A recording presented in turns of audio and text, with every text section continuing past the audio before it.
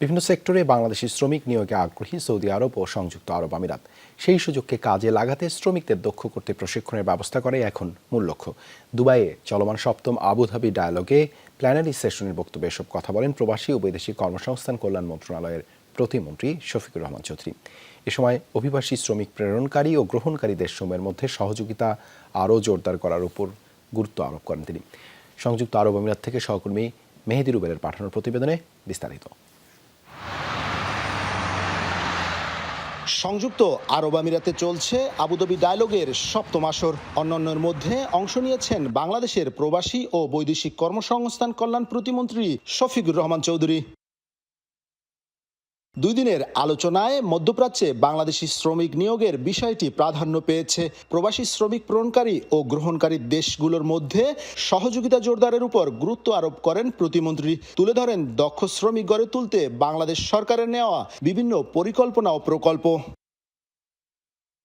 বৈঠকে বাংলাদেশি শ্রমিক নিয়োগে সৌদি আরব ও সংযুক্ত আরব আমিরাত আগ্রহ দেখিয়েছে বলে জানান তিনি। বিশেষ করে স্বাস্থ্য এবং জ্বালানি ও খনিজ সম্পদ খাতে ব্যাপক কর্মসংস্থানের সুযোগ রয়েছে। তাই শ্রমিকদের দক্ষ করে তোলাই সরকারের মূল কাজ বলে জানান শফিকুর রহমান।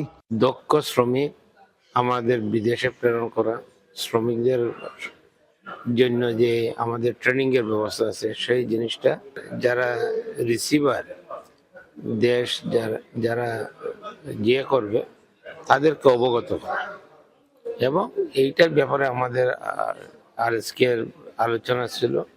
বৈঠকে উপস্থিত ছিলেন সংযুক্ত আরব আমিরাতে নিযুক্ত বাংলাদেশের রাষ্ট্রদূত মোহাম্মদ আবু জাফর। জানান 2 দিনের আলোচনা শেষে একটি খসড়া প্রকাশ করা হচ্ছে। ডিগ্রিজ যেগুলো এখানে সাবমিট করা হয়েছে এগুলোর সঠিকতা নিয়ে তাদের সন্দেহ তৈরি হয়। এই প্রক্রিয়ার মধ্যে অনেক সময় লাগে। যখন অনেক সময় লাগে তখন এদের যে অটোমেটিক সিস্টেম যেটি আছে সেটা একটি ঋণাত্মক একটি পারসেপশন তৈরি হয়। এবারের আবুধাবির সংলাপে 16টি সদস্য দেশ অংশ নেয়, যার মধ্যে রয়েছে Bangladesh, Bharat, Indonesia, Nepal, Pakistan, Philippines, Sri Lanka, Thailand ও ভিয়েতনাম। মেহেদি রুবেল, যমুনা নিউজ, সংযুক্ত আরব আমিরাত।